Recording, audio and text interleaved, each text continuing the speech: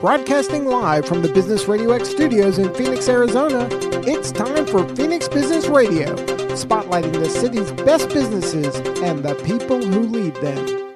Welcome, everyone, to Project Management Office Hours. We're the #1 live project management radio show in the U.S., broadcasting to you from the Phoenix Business RadioX studios in Tempe, Arizona.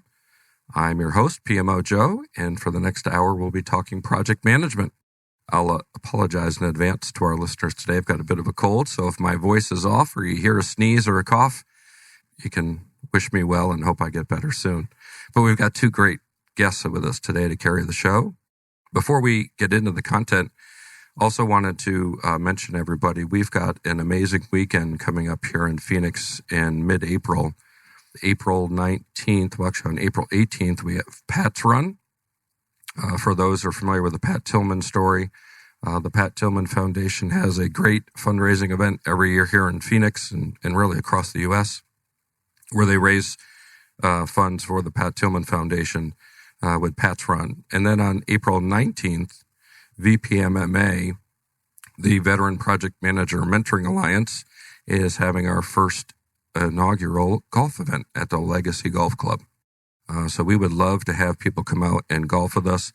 It's $95 per golfer, and that includes the event, a lunch, and of course we're going to have a lot of fun with that and have silent auction and really have a good time to raise funds for VPMMA, which of course is the Veteran Project Manager Mentoring Alliance, where we help service members, veterans, and their spouses with their transition into the civilian life as project managers.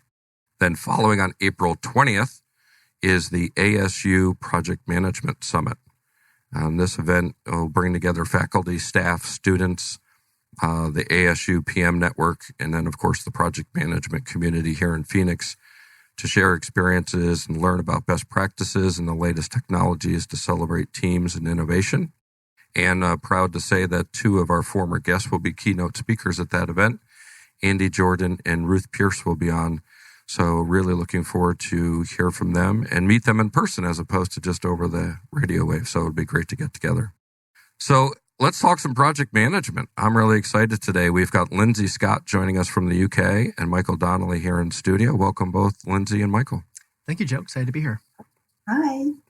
Lindsay, I'll let you introduce yourself to our listeners first, if you mind just saying hello to everybody and telling a little bit about yourself. Yeah, sure. So I'm Lindsay Scott, and I'm talking to you today from the City of Music, the City of New Order, the Smiths, Bee Gees. I'm based in Manchester in the UK. And one of the things that I am totally passionate about is PMO. So Project Management Office, Program Management Office, Portfolio Management Office, any other offices you can throw at it, is PMO stuff. And one of the things that I've been doing over the last 7 years here in the UK is something called PMO Flashmob. So hopefully you might have seen some of the stuff that we've been doing about that. We've splashed all over social media.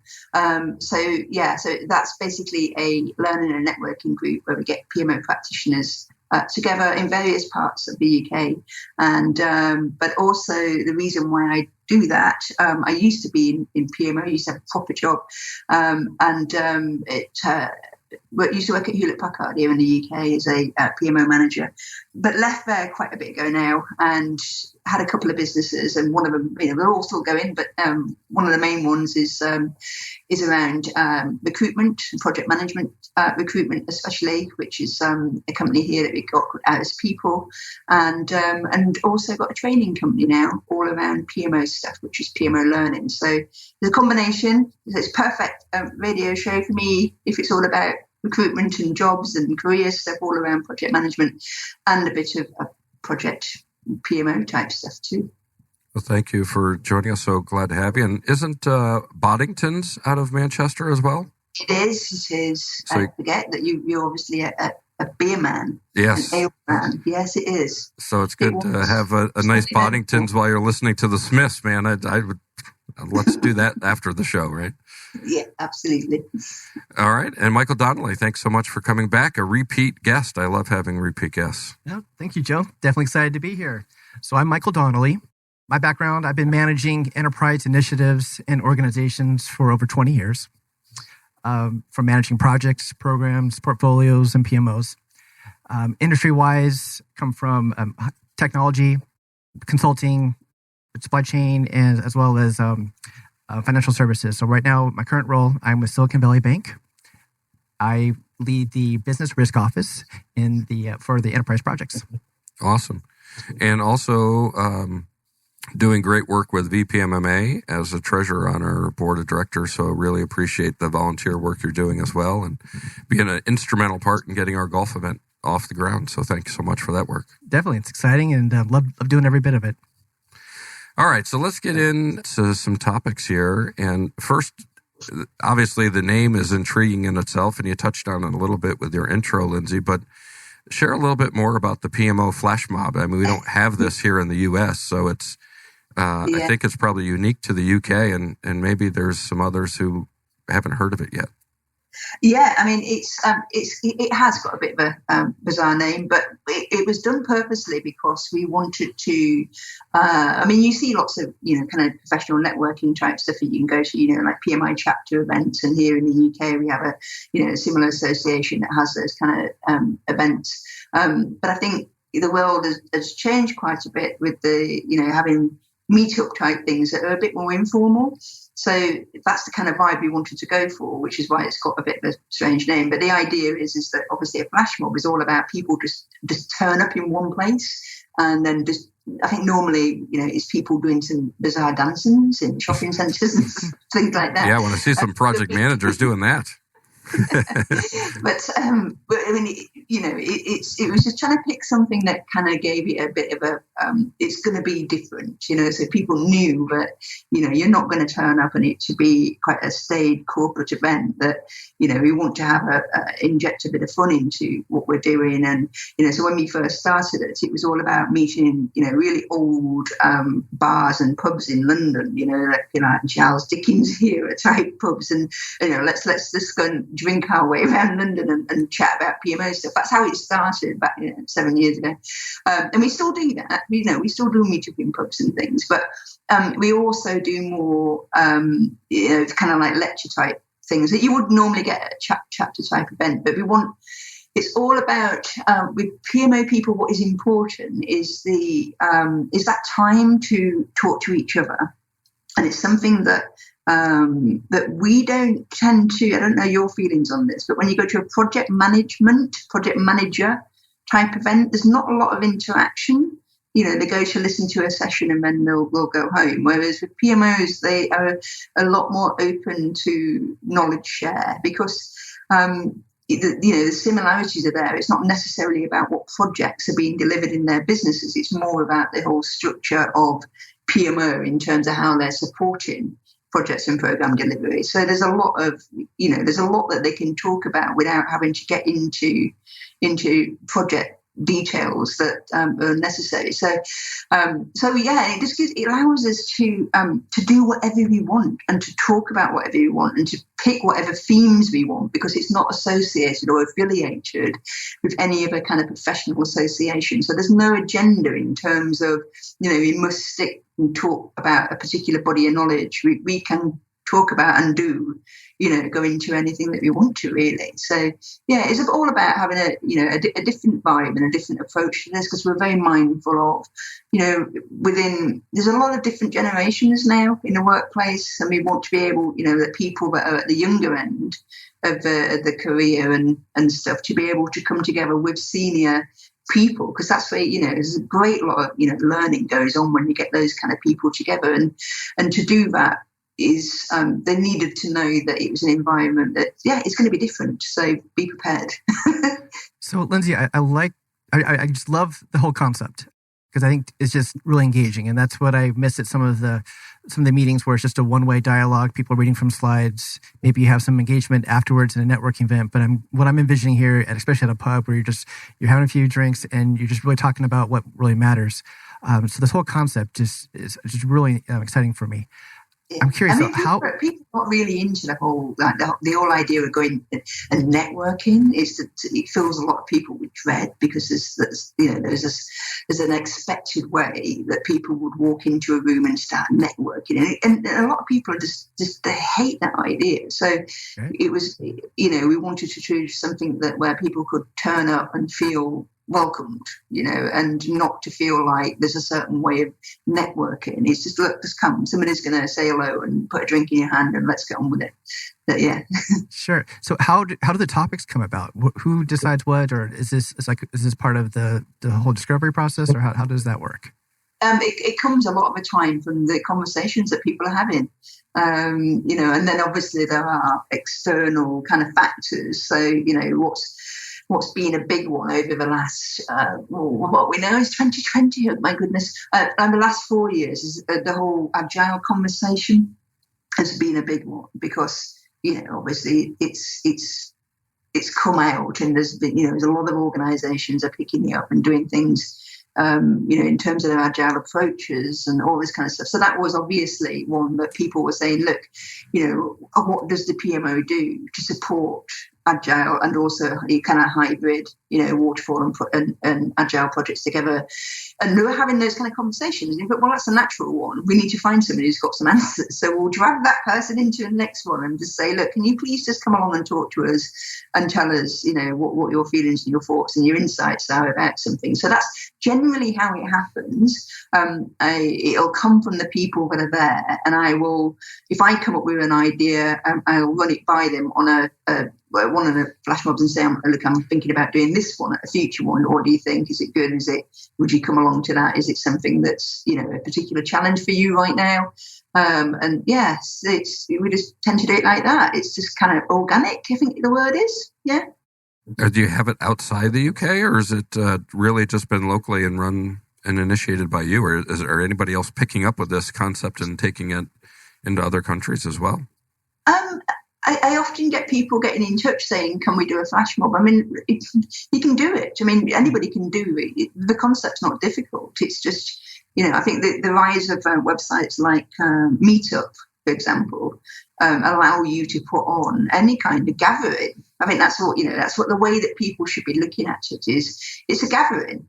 And I think one of the things that puts a lot of people off when I say to them, we'll go for it. All you've got to do is put it out there. We're so connected now with social media and what have you. But, if you put a call out and said, is anybody interested in meeting up and having a chat about X and Y and Z, that's how you get started. And I think people expect it to be a franchise or something like that. And it's not. It really does rely on the energy of me. It is a very much, if I was tomorrow to say, I can't be doing this anymore, I dread to think what will happen. I don't think it's probably got that sustainability. I might be doing it a disservice, but yeah, I mean, it's, we're predominantly just focused on the UK because there's so much to do here. But we did try it in San Francisco a few years ago because we were out that way for the PMO symposium that was down in San Diego. We went on a bit of a road trip and we thought, let's just put something out on social media and see if anybody turns up in this bar in San Francisco. Nobody did. Oh, boy. Well, that's unfortunate.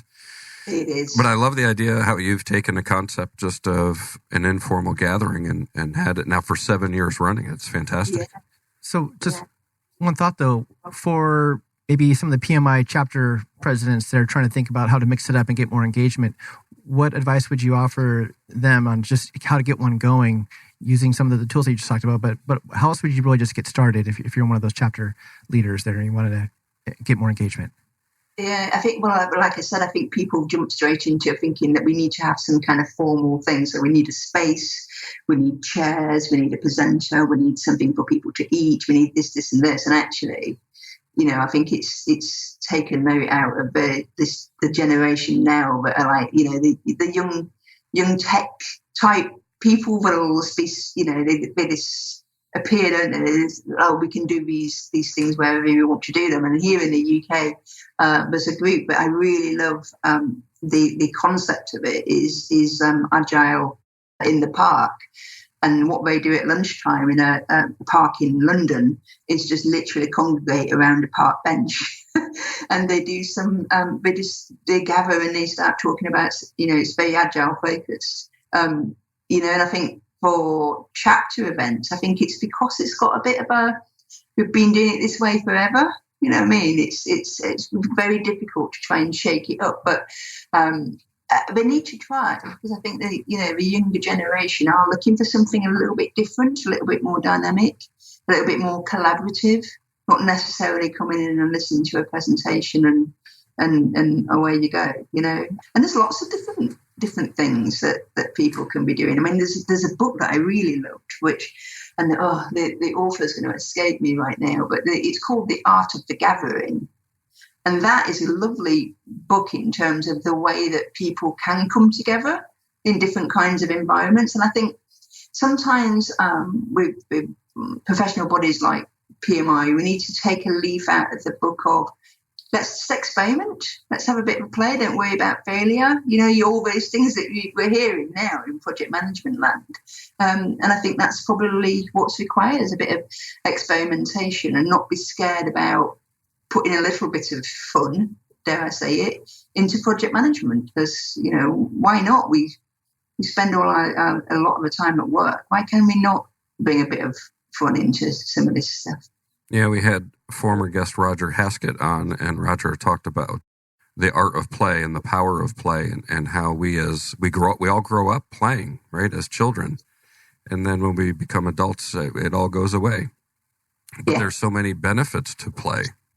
And that's he works with organizations, of course, helping them bring play into their environment to get benefit from that, right? It's not just a waste of time. There's creativity that comes out of that. There's a lot of benefit with that. And I think the power of play is what you guys have done with the Flash Mob. I think it's fantastic that you've been able to take that and keep it going for so long. And just the informal gathering, right? You make friends at informal gatherings. You make colleagues at professional events. And I'd rather mingle with my friends than my colleagues. So I salute the work you've done with that, Lindsay. Great job.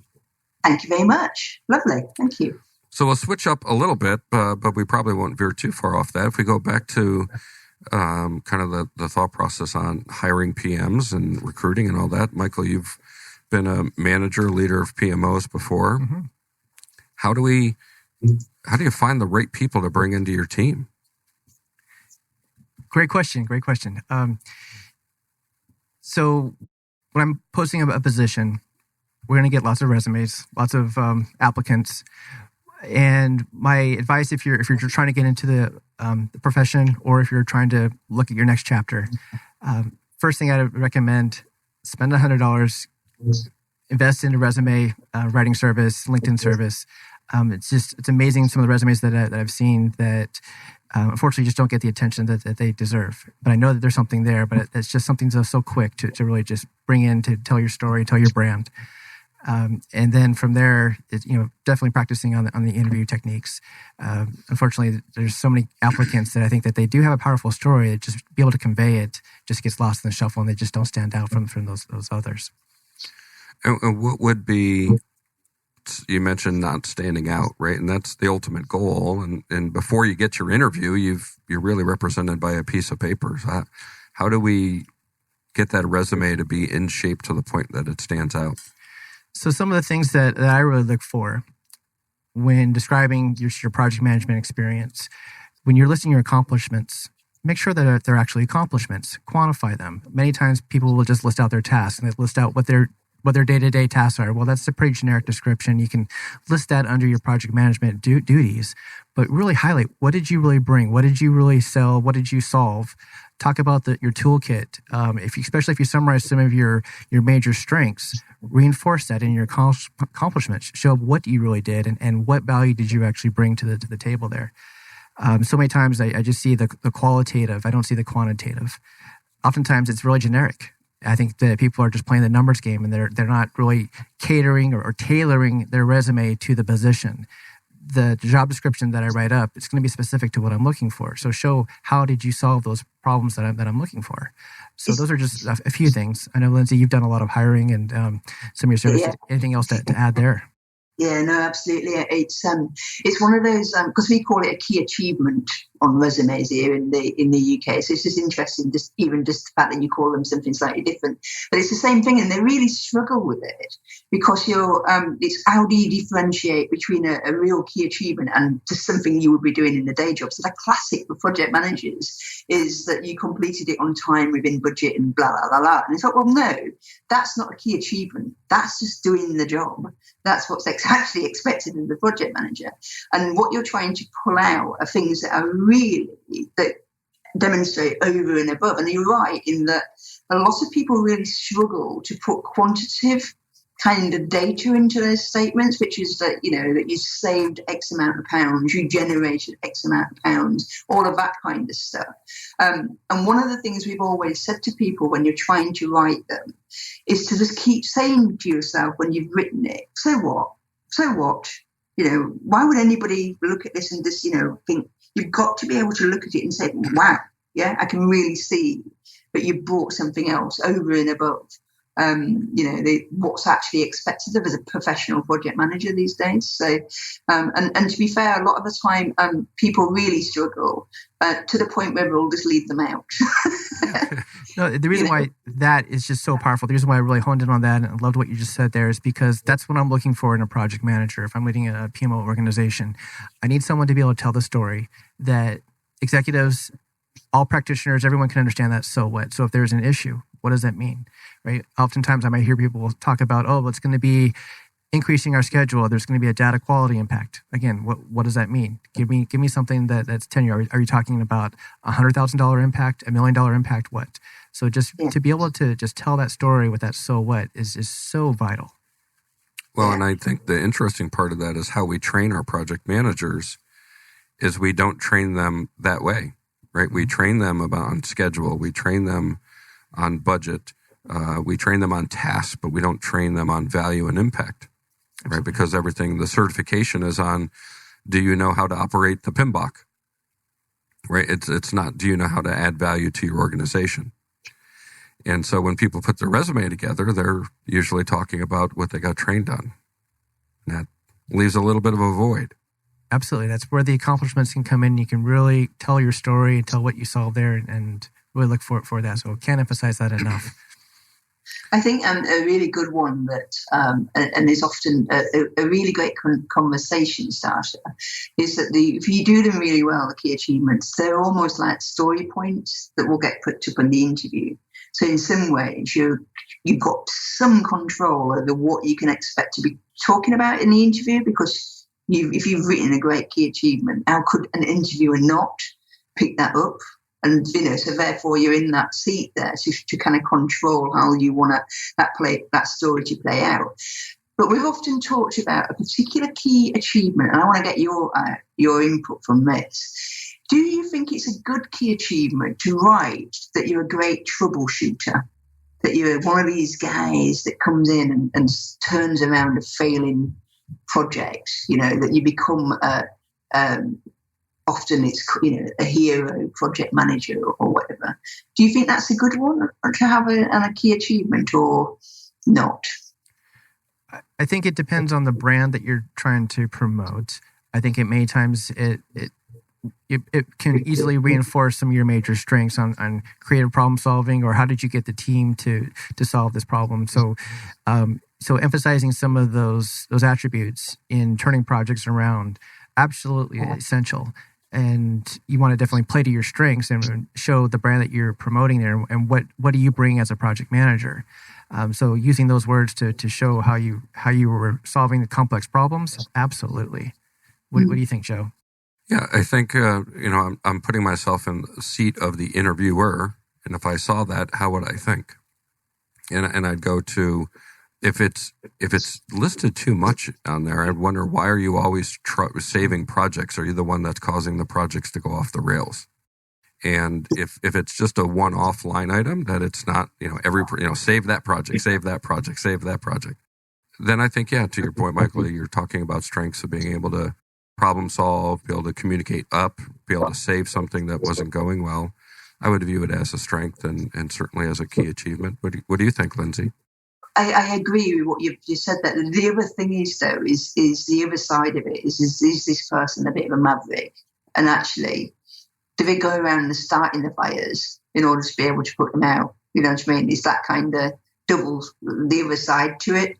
And again, it's not going to be the right kind of project manager for certain organisations. That, you know, people just want to, like you've described, a safe pair of hands that are just focused on, you know, delivering to schedule and all that kind of stuff. But I think what we're finding as projects are getting more and more complex, you know, I think you're finding a kind of, it's kind of like a hierarchy of project managers that are coming out, because you've got the projects that are classed to be quite low risk, not particularly complicated, and those project managers that are doing it by the book say, you know, great, you're in the right place. However, when the projects are a lot more risky and the solution is a lot more complex and complicated, and, you know, I think it needs a different type of project manager that is, you know, somebody that has been around the block a few times, that,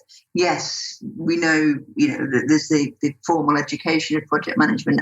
We get that. However, you know, this is how we're really delivering projects when there is no precedence, because, you know, sitting there sorting out the Gantt chart is just not going to cut it, because, you know, it requires a lot more. And I think when you've got those kind of organisations that are really up against it, yeah, they probably do want that person that is who's going to come in and troubleshoot.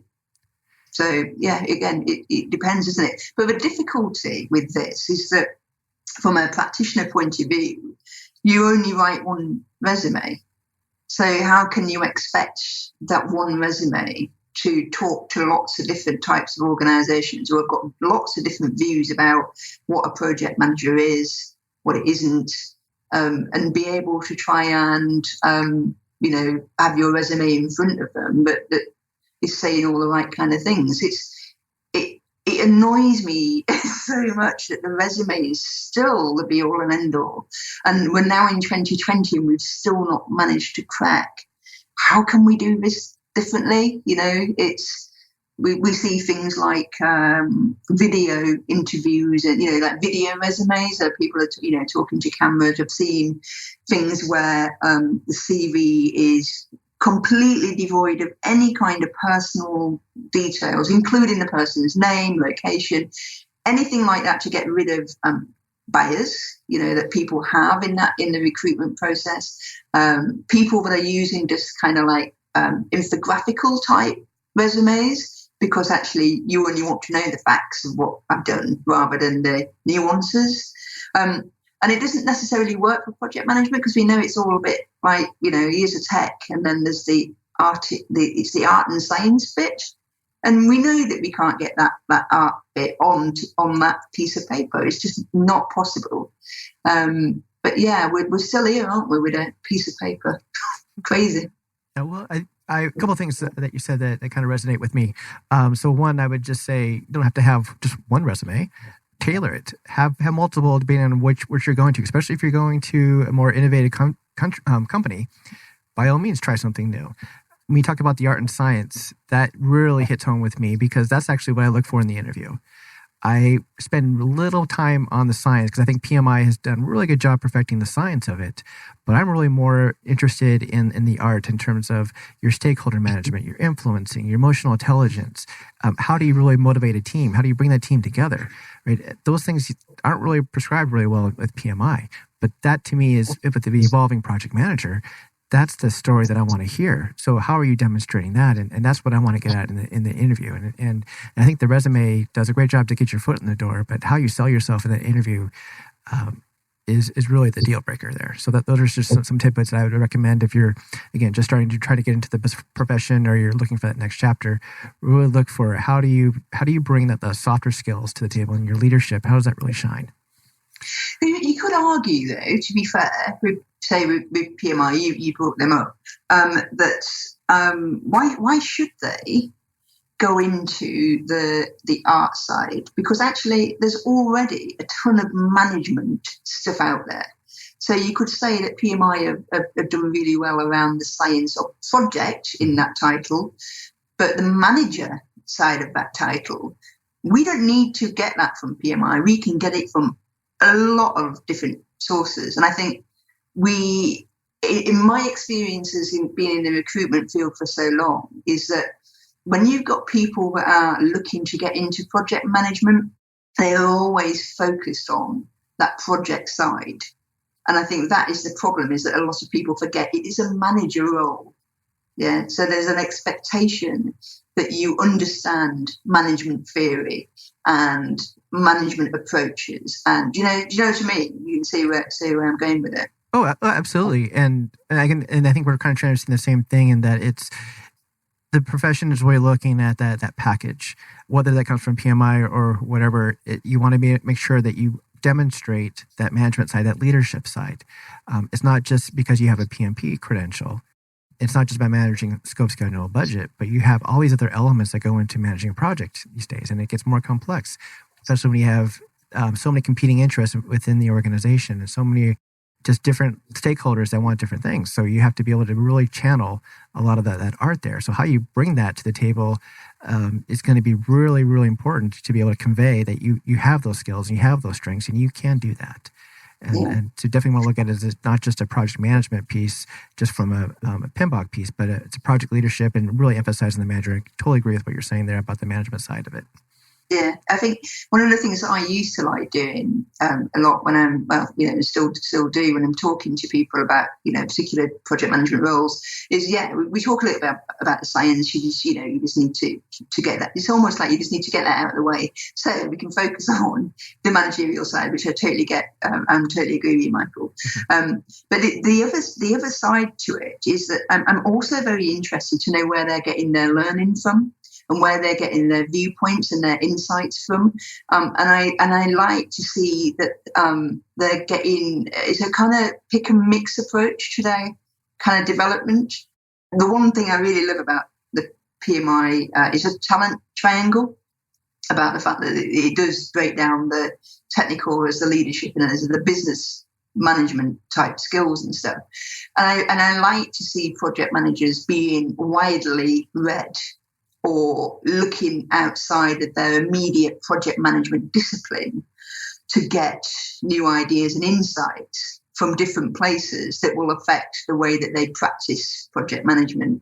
And it's just nice to have those kind of conversations to see how widely read they actually are, but it's not a narrow focus, that it's all about projects. And I think it's now when we're right back to the top of the hour when Joe was saying about, project managers education-wise, it's very narrow that you're working through a body of knowledge. But, I think now there's a lot more, hybrid, I'm going to pick a mix. So I've got, here's my traditional waterfall delivery type stuff that I want to know about. Here's the agile, lean type stuff I want to know about. And then we've got, obviously, business strategy, operating model, all that kind of stuff. And then like the stuff that you'd said about, psychology, emotional intelligence, we can pick and mix from all over the place. And it's that's what's really neat about a project manager role today, is that you're only bound by how much you're prepared to open your mind to where you can get new learning from, because I think you really take it on board. And I love some of the things I like listening to at the moment are things like what some of the agile community are doing. Not so much about the tech side, but about the, how they're managing the teams. And I think regardless of whether you're a project manager working in that space or in waterfall, I think you absolutely can take some of the learnings that are coming out, especially things like how to manage a retrospective, how to get people to talk in an open forum, that kind of thing will always be precious learning, I think. And, I think that's what's really great about project management, is that we do have lots of pots to dip into to help us get better at the practice and the art of doing the job. So you had brought up, Lindsay, about the books and how widely read they are outside of PMI. And project management, to your point, is a collection of disciplines, right? All brought into execution on a project.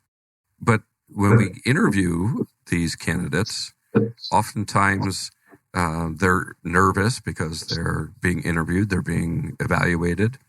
What are some of the tips and tricks we can give folks of what to avoid, right? We mentioned a little bit about what they could do that would be demonstrating well in an interview. What do they avoid? What should they steer clear of? Say that again for me. So an example would be back when I was hiring a lot of project managers in the corporate world, I would often ask a question, can you give me an example of a project that failed and what did you learn from that? And as soon as a project manager would say, well, I've never had a project that failed. Really? I knew that I would not hire that person, right? Because everybody who hasn't had a project that failed. And if you didn't learn something from that, well, then you're not advancing your career. So I would say something to avoid is be honest, right? Make sure that you do is don't lie, don't make or fabricate stories about stuff that didn't happen. What are some other things to avoid doing for candidates in an interview? Oh, to avoid doing.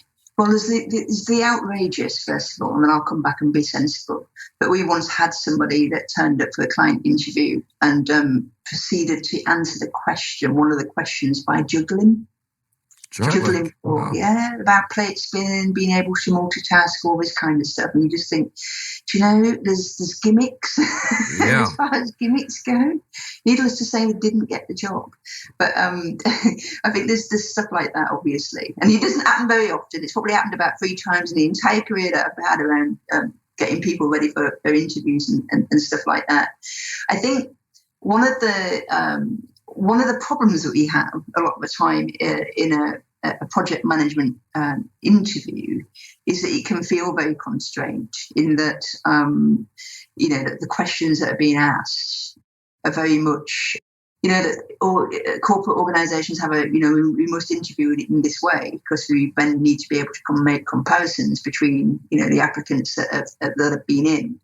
And I think one of the classics of getting prepared for these things is I've always said to people that you should have a number of stories ready, because one of the problems if you are in a situation like an interview, and sometimes, nerves do get to people, project managers included, is that you are forever stuck on the same project story, but just trying to use that story again to answer another question. And it feels like you're a bit of a one-trick pony. So what I get people to do before they go into an interview is to actually really think about some stories that they've got from different projects that demonstrate lots of different types of competencies, lots of different kinds of behaviours. So, for example, Joe, when you were saying, you asked people a question about, when did you last experience failure on a project? With that kind of question, you can bring out a particular competency that you would like to really push home. So, for example, in that failure type question, you really want to get across that you're brilliant around stakeholder management and engaging with people. That's the time to put in that story that you've been thinking about and crafted. This is the thing. It's about being organised and knowing, I've got about 5 stories that I need to get across here. And you can always get those stories in regardless of the question, because each story has a few different kinds of competencies that you're wanting to demonstrate. And I think that is the thing, is to make sure you leave that interview thinking you've given enough breadth and depth of your career, and, not get caught into the, I've just been talking about my last project, and actually I've got a whole portfolio of stuff here, but it's demonstrating lots of different sides to me and what I can do and what I can bring to the table. So, sometimes I find with project management interviews as well, is that you can make the mistake in thinking that the person that's going to be interviewing you knows about projects and project management. I don't know what it's like in the US, but here in the UK, you get that quite a lot. You've got first interviews tend to be, like an HR, human resources kind of interview. And it's about being able to flex how you're talking and what you're talking about to the audience. And I'm sure you've had interviews in the past and you've got a panel interview. Oh, yeah. Yeah, and you're just talking to one person, because that person is that person's got a job title which you know and understand, and therefore they understand you, but tend to dismiss the other people on the panel because you think, well, I don't know what you're HR, I don't know what you're doing here on this thing. You know what I mean? So you're tending to talk to the person that you feel you've got the most synergies with, rapport with, and ignoring the other people. We've had interview feedbacks like that where project management candidates have done exactly that. And what does that say about being able to manage a room, which you're going to be doing every day of your life, I would have thought, as a project manager. Well, let's shift it a little bit, and because we've been talking a lot about the project manager and resumes and interviews, et cetera. But there's a person who leads the PMO, right? And that's a pure manager of managers. So, Michael, having been in this spot before, you've been interviewed, and I'm sure you've interviewed others. How does that differentiate from the project manager process of resumes and interviewing? The actual PMO leader role, to be able to get in and go through that. Are you asking, like, for example, when I'm hiring or when I'm actually interviewing for a PMO leader position, right? So for the ones that I've interviewed for, it's a matter of showing how can I lead an overall organization and how can I really drive value for that organization. Usually the PMOs are starting for a purpose, so finding out what that purpose is and then showing how can I actually add value and meet that purpose. So from there, it's still be able to tell that story, and looking at it, it's to be really effective. It's not just managing now a scope, schedule, and budget for a given project, or even as a program. That was probably my first learning when I started my first PMO. I had some very tough learnings there because I looked at it with a perspective of, all right, I've managed big programs before. I'll just think of this as a mega program. And I lost sight of the fact that, no, it's not, it's more than that, right? You have organizational impact. You have, you're impacting strategy, and there's so many other things that you need to think about. So in the interview process for that, you have to be able to expand on that to show how you are very strategic and how you can actually go beyond just the tactical day-to-day, but how do you lead a team and a vision and stakeholders to actually meet a certain strategy? And I think the key is differentiating yourself, that you're not a project manager any longer. Absolutely. Right? My first PMO, I've talked on this show many times, right? The first PMO I ever ran, it failed miserably, right? I did, because I treated it like a project. Yes. And it took that learning experience to be able to understand that, hey, the PMO is an organization.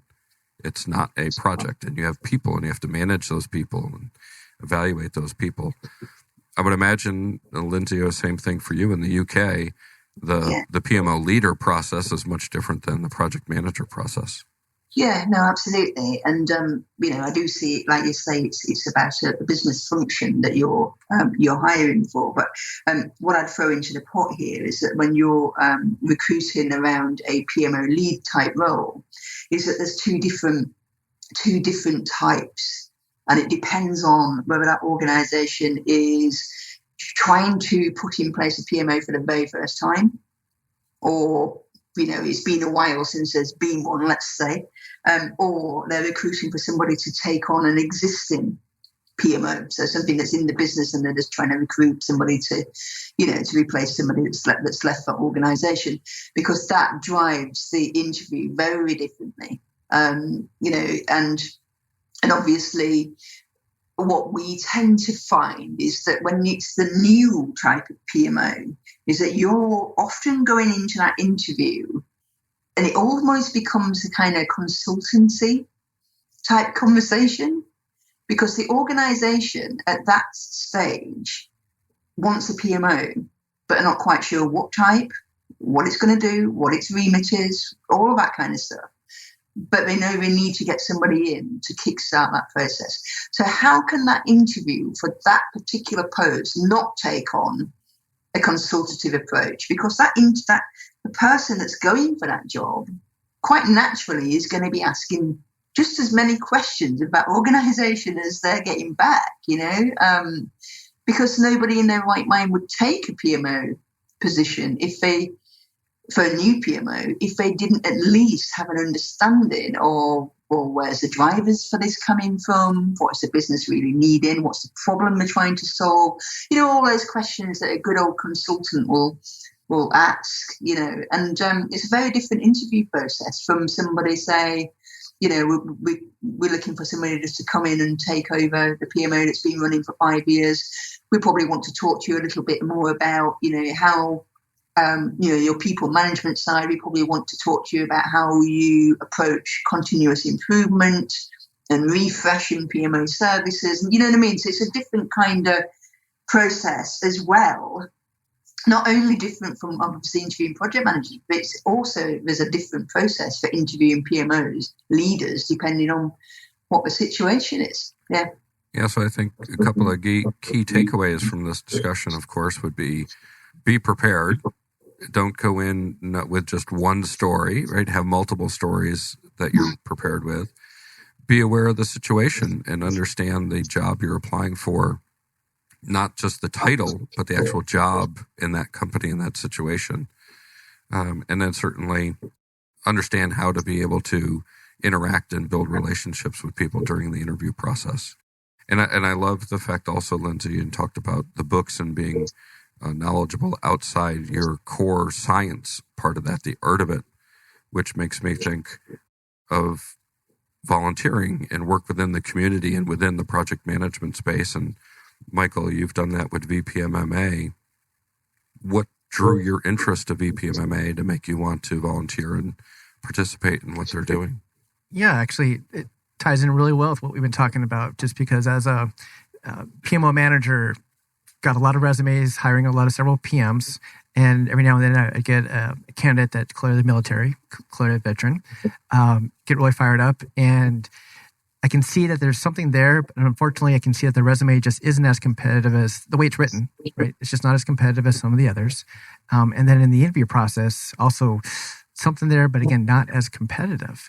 For example, I try to get them to talk about their leadership style and what they really brought to the table and how they solved certain problems, or what they really drove. And in my panel, I get the same feedback that it was close, but just not quite there. And what was mind-boggling is when I find out why. Because a lot of times what they're hearing is the question of, I need to put myself above the team, right? And that goes against everything that they believe in. It goes against their value system. And the irony of that one is that that's actually what I want. I want that team player. I want that driver. And so if they just had some coaching, on some corporate ease, if you will, to be able to say, if they had answered the question, hey, my leadership style, I'm a servant leader. Here's how I can actually build the team up, and here's how I achieve even better results by building that team.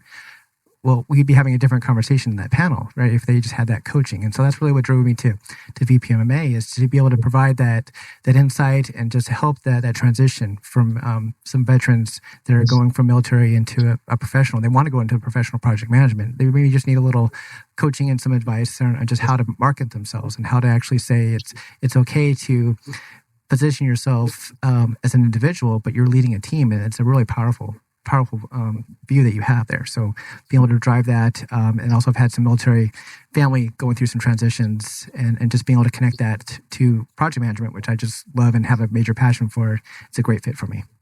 Yeah, and I think it also shows a well-rounded person, right? Somebody that's not just about themselves, right? They're willing to assist others and want to help others and willing to donate or volunteer their time to help others. And again, Lindsay, I would imagine in the UK, similar, right? Folks that show community is as important as their own personal career helps somebody stand out through the candidate process.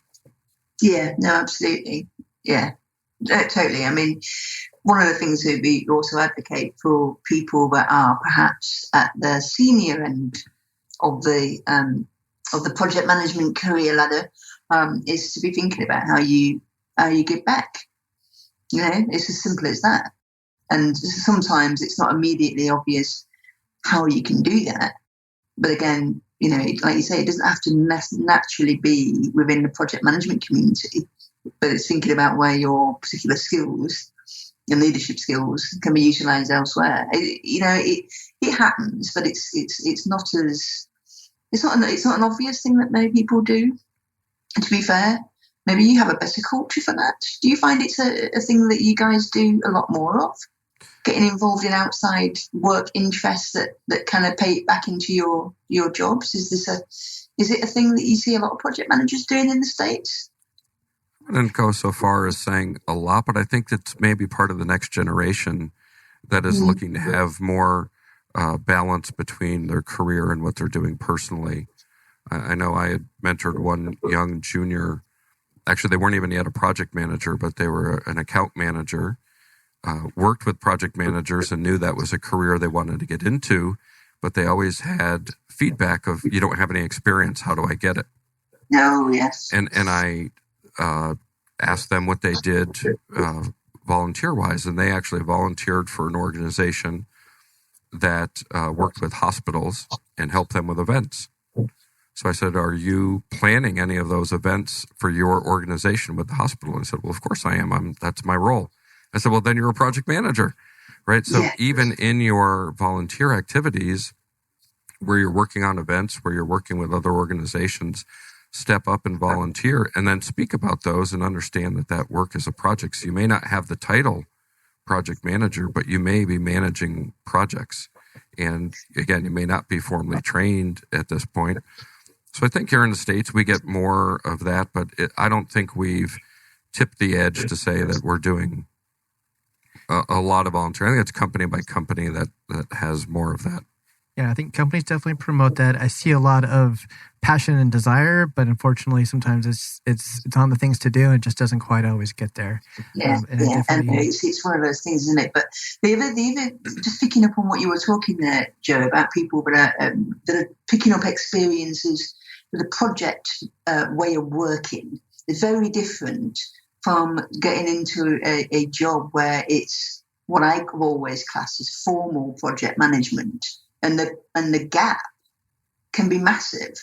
So even though I've been, doing kind of like events-led type project management, and I'm not using the hard science of the kind of PMP way.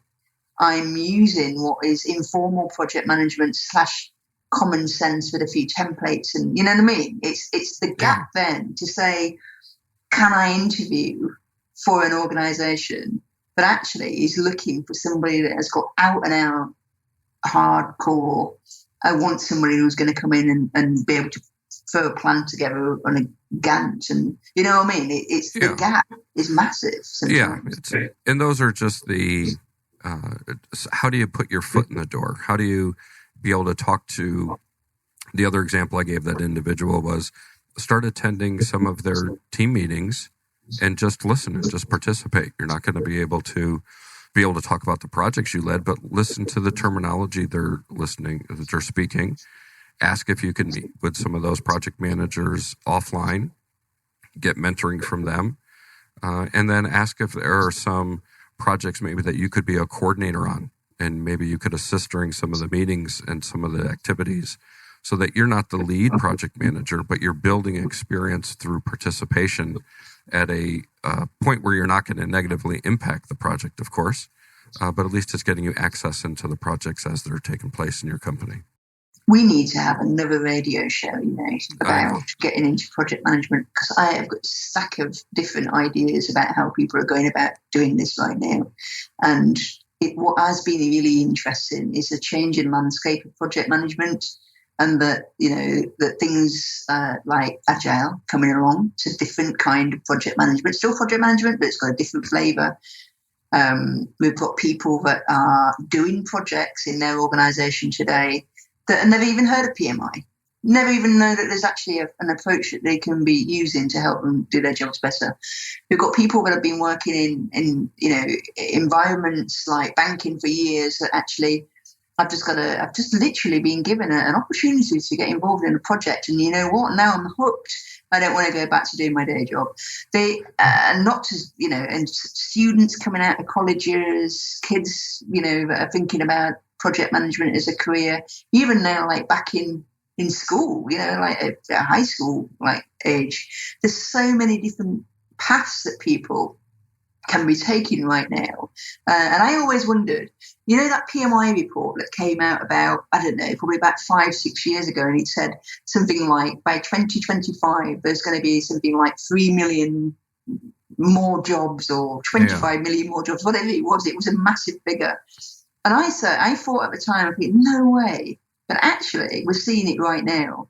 And the difference is that there's formal project management going on, which is what us guys have been doing for years, and then there's this whole other world where it's not as formal, and you know what? They're still delivering products and services. That's and the accidental project manager, right? It's the role, and that's the credit to PMI and their rebranding of the project economy, right? The world we live in today is really being driven by projects, and then there's if you split work into two buckets, there's projects and there's operations. You talk about we need to do another radio show. You're right, because we're out of time, unfortunately. I can't believe how quick this hour went. So maybe we get you back later in the year to explore some of these other topics. Lindsay and Michael, thank you so much, and listeners, for putting up with my voice, but thank you so much for being guests on the show. I think some really good insights for our listeners on resumes and, of course, the interview process and the career of project management in general. Lindsay, anything other that you'd like to add to the discussion, or how can our listeners get in touch with you after the show if they like what they heard and want to stay in touch with you? Yeah, well, like I said, we're all over the place now. Social media, I'm there on LinkedIn. Just stick into Google PMO Flashmob, you'll find us. And just join up, come along for the ride. And thanks very much, Joe. Great radio show. Thank you. You're welcome. And if you're back in the States, the last Flash Mob didn't go too well in San Francisco, but let me know. Maybe we can work together to get another go at it here in the States. We might take you up on that. Yeah, thank you. All right. And Michael, same for you? Yeah, you can reach me anytime at LinkedIn. So michaeldonnelly.pgmp. Also, I would suggest also going to the vpmma.org to look at the golf site and the golf tournament. Highly recommend that. Like to see you coming out there for April 19th, and just enjoy being here. Thank you so much, Joe. Yeah, you're welcome.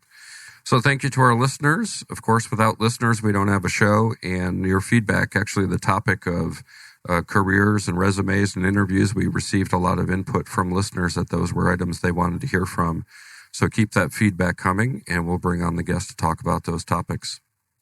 A reminder also that our shows, while we are live, we do record them, and be sure to subscribe to Project Management Office Hours podcast on Apple Podcast, iHeartRadio, Google Play, Spotify, Spreaker, whatever your podcast platform of choice is. Of course, thank you to our sponsor, the PMO Squad. Visit thepmosquad.com. We just had a new website released that gives a listing for all of our services and what we're doing with the community and making an impact in the project management space. So that's it for now. Office hours are closed. Until next time, I'm PMO Joe, and you've been listening to Project Management Office Hours.